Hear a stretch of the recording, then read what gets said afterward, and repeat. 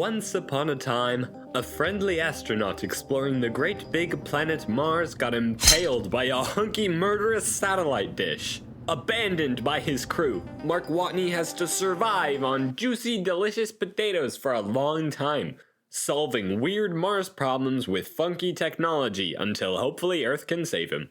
But enough about the delicious potatoes. Let's nerd out about the technology. I mean, look at that oxygenator. No, it's not a boring fridge. It's actually really cool. It regulates the oxygen, hydrogen, and carbon dioxide in the environment it's placed in via ventilation. However, the most epic part about it is how it takes carbon dioxide from the Martian atmosphere, splits it, and bada bing bada boom, you can breathe.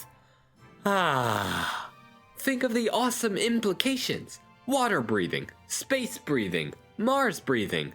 What if each person could be inside of their own ecosystems, never breathing air that someone else exhaled? Wow, my eyes are sparkling. Anyway, I got an exclusive interview with Mark Watney. Hi, Mark Watney. I brought you on to ask you questions. Oh, cool. I love answering questions. So why didn't you give up? Doesn't it stink to live on Mars alone? Often quite literally? I ask this because I often consider myself how I get through my own stinky life. It's because I'm going to be a millionaire when I grow up. Oh, I totally. So, Mark Watney, how did you feel after you fried the antenna on the Pathfinder? Betcha felt like an idiot, huh?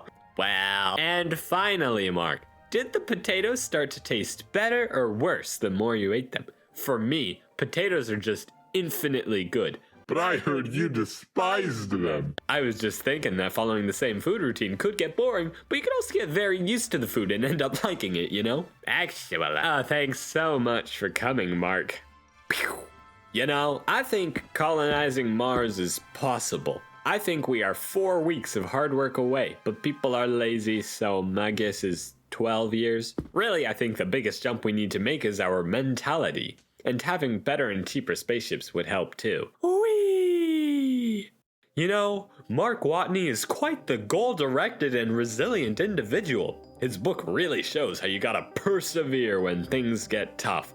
Like when he locked himself in an airlock and his house exploded. He persevered! Also, having goals helps you keep yourself on track, so that's good too. I could learn a lot from this book if I read it. Yeah, so this book is a great example of solving problems that you've never seen before, and using engineering principles. The main takeaway is that you can solve any problem with a level head, a plan, and some potatoes. And thus concludes my book report. Over.